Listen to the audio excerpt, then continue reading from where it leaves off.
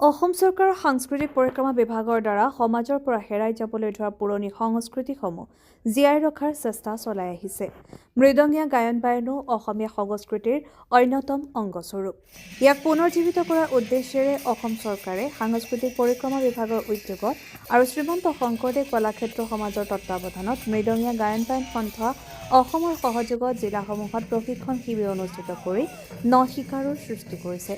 আগন্তুক জানুৱাৰী মাহৰ ৩ আৰু ৪ তাৰিখে ডিব্ৰুগড় ৰাজগড়ৰ টিপমিয়াত সদৌ অসম ভিত্তিত হ'বলগীয়া মৃদঙীয়া গায়ন-বায়ন সমাৰোহত প্ৰতিখন জিলাৰ পৰা অংশগ্ৰহণ কৰি বহু ন-শিকাৰুৱে মৃদঙীয়া গায়ন-বায়নৰ একক শৈলী প্ৰদৰ্শন কৰিব। সেই উপলক্ষে যোৰহাট জিলা সমিতিৰ অন্তৰ্গত গাঁওসমূহৰ পৰা বৃহস্পতিবাৰে নকছাৰী তিৰুৱাল বাগিচা প্ৰাথমিক বিদ্যালয় খেলপথাৰত ১৫০ গৰাকী ৩০ বছৰ অনুৰ্ধৰ ন-শিকাৰুক এদিনীয়াকৈ প্ৰশিক্ষণ দিয়া হয়। ইয়াক যোৰহাট জিলা সমিতিৰ বিষয়ববীয়াসকল উপস্থিত থাকি ন-শিকাৰুসকলক প্ৰশিক্ষণ দি পুৰণি সংস্কৃতিসমূহ পুনৰ জীৱিত কৰাত সফল হোৱাৰ দিশত বুলি জানিবলৈ দিয়ে। আমাৰ এতিয়ালৈকে ৰেজিষ্ট্ৰেশ্যনৰ মতে 9 যোৰা টোটেল 19 যোৰা আছে আৰু এতিয়া তাৰ ভিতৰতে আমি আজি 150 মান পাইছো নেকি। আজি 150 আমাৰ ন-শিকাৰু 30 বছৰ অনুৰ্ধৰ যিসকল মইনামণিক পাইছো তেওঁলোকক আমি নিয়াৰ ব্যৱস্থা কৰিবলৈ চিন্তা কৰা হৈছে যোৰহাট জিলা তৰফৰ পৰা।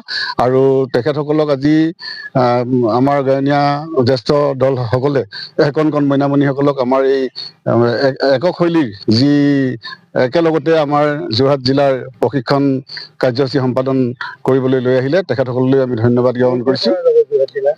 আমাৰ যোৰহাট জিলা বৰ্তমান আমাৰ স্থানীয় হলগুৰি নকছাৰী আৰু তিৰুৱাল গাঁও, তাৰপাছত আমাৰ কচুখাট তিতাবৰ বামন পুখুৰী আঞ্চলিক ছটাই ঘৰফলীয়া হেমলাই মৰাণগাঁও আদি কৰি আমাৰ প্ৰায় 150 প্ৰতিনিধি আমি গায়ন-বায়নীয়া কণ মইনা শিশুসকলক লৈ তালৈ আমি যাবলৈ প্ৰস্তুতি চলাই আছো। আপোনালোকে এই কাৰ্যসূচীটো ডিব্ৰুগড়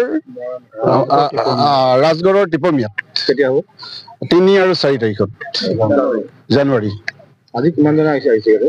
আজি আমাৰ 150 কণ ন-শিকাৰু একেলগতে আমি ইয়াত প্ৰশিক্ষণৰ ব্যৱস্থা কৰি আজি সমাপ্ত কৰিবলৈ লৈছো।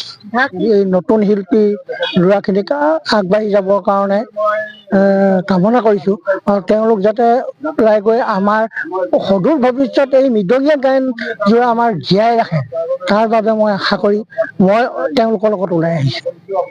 আপুনি বহুত আশা দেখিছেনে মৃদঙীয়া গায়ন? মই যথেষ্ট দেখিছোঁ, কিন্তু তাতে অলপ খেলি মেলিটো থাকিবই। আমাৰ এইখিনিতে মানে কেন্দ্ৰীয় সমিতিক ধন্যবাদ জনাব লাগিব। তেওঁলোকে যে ইমান ডাঙৰ এটা সিদ্ধান্ত লৈছে, ইমান ডাঙৰ এটা ষ্টেপ লৈছে, আমাৰ যে নতুন প্ৰজন্মক যে আমি যে উলিয়াই আনিবলৈ সুবিধা পাইছো তেওঁলোকৰ জৰিয়তে, সেইকাৰণে আমি এইখিনিতে কেন্দ্ৰীয় সমিতিক আমি ধন্যবাদ জনাইছো, কৃতজ্ঞতা জনাইছো। আমি এটা ভৱিষ্যত, সোণালী ভৱিষ্যত দেখিছো তেওঁলোকৰ মাজেদি। আমাৰ যেন মৃদঙীয়া গন্ধৰ্ব একদম মৃদঙীয়া গায়ন-বায়নটো যে জীয়াই থাকিব, আমি সেইটো সপোনটো আমাৰ যেন স্থায়ী হ'ব, সেই বস্তুটো আমি দেখা পাইছো তেওঁলোকৰ মুখমণ্ডলত। গতিকে আমি এইখিনিতে আমি কেন্দ্ৰীয় সমিতিক, আমাৰ যি কিজন সভাপতি সম্পাদক লগতে গোটেই সমিতিখনে যিমান চেষ্টা কৰিছে, আজি 4 বছৰ দিন আমাৰ জন্ম হোৱাৰ পৰা যিটো চেষ্টা কৰিছে তেওঁলোকক এইখিনি সময় যোগেদি আমি আপোনালোকৰ যোগেদি কৃতজ্ঞতা ধন্যবাদ জনাইছো। মৰিয়নিৰ পৰা সূৰ্য দাসৰ ৰিপৰ্ট, NE এক্সপ্ৰেছ।